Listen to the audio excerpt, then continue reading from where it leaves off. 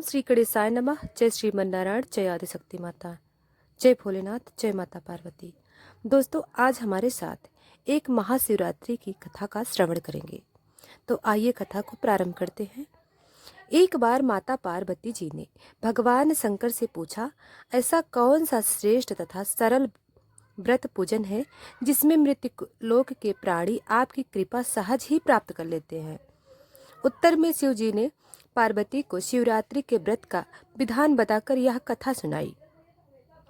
एक बार चित्रभानु नामक एक शिकारी था। पशुओं की हत्या करके वह अपने कुटुंब को पालता था। वह एक साहूकार की श्रेणी ऋणी था, लेकिन उसका ऋण समय पर ना चुका सका। क्रोधित साहूकार ने शिकारी को शिव मठ में बंदी बना लिया। संयोग से उस दिन शिवरात्रि थी। शिकारी ध्यान मग्न होकर शिव संबंधी धार्मिक बातें सुनता रहा। चतुर्दशी को उसने शिवरात्रि व्रत की कथा भी सुनी। संध्या होते ही साहूकार ने उसे अपने पास बुलाया और ऋण चुकाने के विषय की बात की। शिकारी अगले दिन सारा ऋण लौटा देने का वचन देकर बंधन से टूट गया। अपनी दिनचर्या की भांति वह जंगल में शिकार के लिए निकला, लेकिन दिन भर बंदी गृह में रहने के कारण भूख प्यास से व्याकुल था। शिकार करने के लिए एक तालाब के किनारे बेल वृक्ष पर पड़ाव बनाने लगा। बेल वृक्ष के नीचे शिवलिंग था जो बिल्व पत्रों से ढका हुआ था। शिकारी को उसका पता न चला। पड़ाव बनाते समय उसने जो टहनियों तोड़ी वे संयोग से शिवलिंग पर गिरी। इस प्रकार दिन भर भूखे प्यासे शिकारी का व्रत भी हो गया और शिवलिंग पर बेलपत्र भी चढ़ गए। एक प्रहर रात्रि बीत जाने पर एक गर्भिणी मृग तालाब पर पानी पीने पहुंची। शिकारी ने धनुष पर तीर चढ़ाकर ज्यों ही प्रत्यंचा खींची। मृगी बोली, मैं गर्भिणी हूँ, शीघ्र ही प्रसव करूंगी। तुम एक साथ दो जीवों की हत्या करोगे जो ठीक नहीं है। मैं बच्चे को जन्म देकर शीघ्र ही तुम्हारे समक्ष प्रस्तुत हो जाऊंगी, तब मार लेना। शिकारी ने प्रत्यंचा ढीली कर दी और मृगी जंगली झाड़ियों में लुप्त हो गई। कुछ ही देर बाद एक मृगी उधर से निकली। शिकारी की प्रसन्नता का ठिकाना न रहा। असीम अमीप आने पर उसने धनुष पर बाण चढ़ाया। तब उसे देखा मृगी ने विनम्रता पूर्वक निवेदन किया, हे पारथी, मैं थोड़ी देर पहले ऋतु से निवृत्त हुई हूँ। कामातुर बिरहड़ी हूँ, अपने प्रिय को खोज में भटक रही हूँ।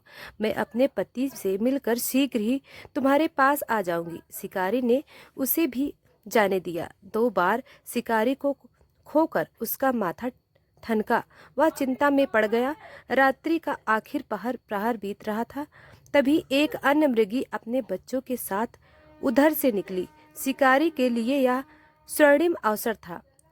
उसने धनुष पर तीर चढ़ाने में देर नहीं लगाई।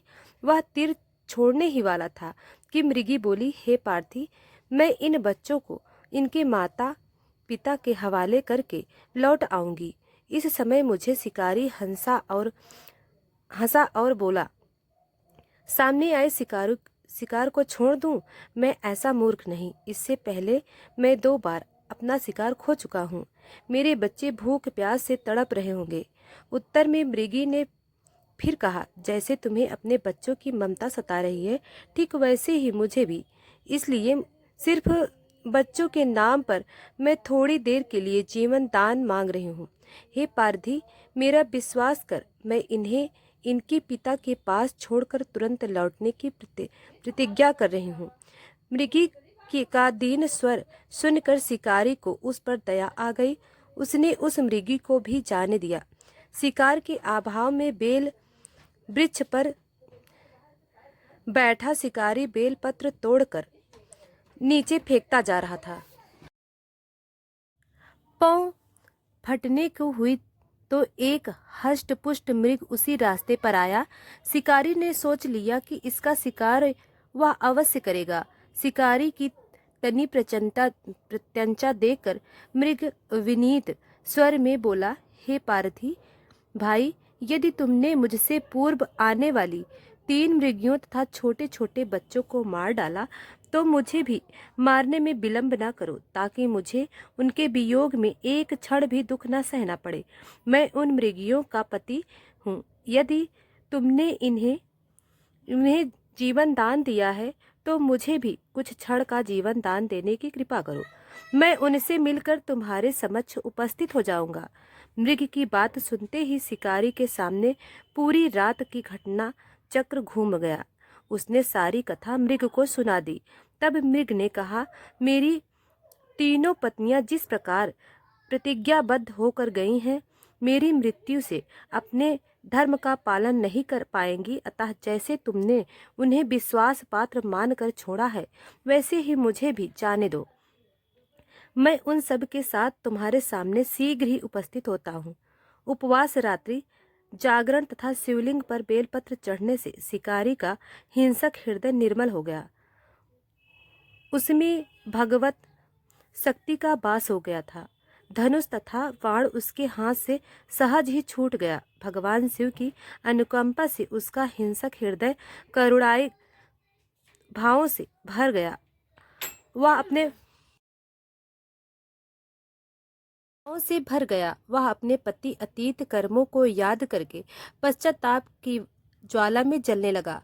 थोड़ी ही देर बाद वह मृग सपरिवार शिकारी के समक्ष उपस्थित हो गया, ताकि वह उनका शिकार कर सके। किंतु जंगली पशुओं की ऐसी सत्यता, सात्विकता एवं सामूहिक प्रेम भावना देखकर शिकारी को बड़ी ग्लानि हुई।